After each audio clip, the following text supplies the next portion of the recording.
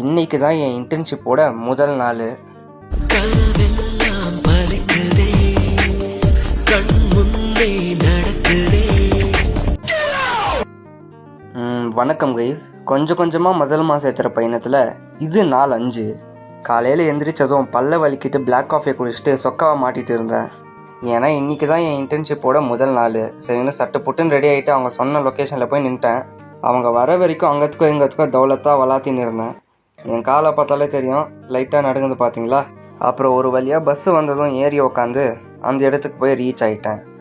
நடக்க போயிட்டே இருக்குது. சரி, அங்கே போனதும் மோர் இருக்குதுன்னு சொன்னாங்க. அதை நைஸாக குடிச்சிட்டு நம்ம புது நண்பர்கள் கூட ஒரு டாக்கிங்ஸை போட்டுருந்தேன். அப்புறம் கொஞ்சம் நேரம் கழித்து லஞ்சு சாப்பிட போனோம். 2 ரொட்டியும் ஒரு களியும் சாப்பிட்டு இருந்தேன். அப்படியே மத்தியானம் போல் பஸ்ஸு வந்துச்சு. அதில் ஏறி திரும்பி வீட்டுக்கு வந்து சேர்ந்தாச்சு. வீட்டுக்கு வந்ததும் ஜிம்முக்கு போகலான்னு சொல்லி பிளாக் காஃபி குடிச்சிட்டு ரெடியாக இருந்தால் பார்த்தா மழை பெய்ய ஆரம்பிச்சிச்சு. அப்புறம் வழக்கம் போல் தலைநோவு குழந்த வந்தான். அவனுக்கு ஒரு மாத்திரையை போட்டு பையா கிட்ட போய் ஸ்ட்ராங்காக ஒரு காஃபி கேட்டேன்.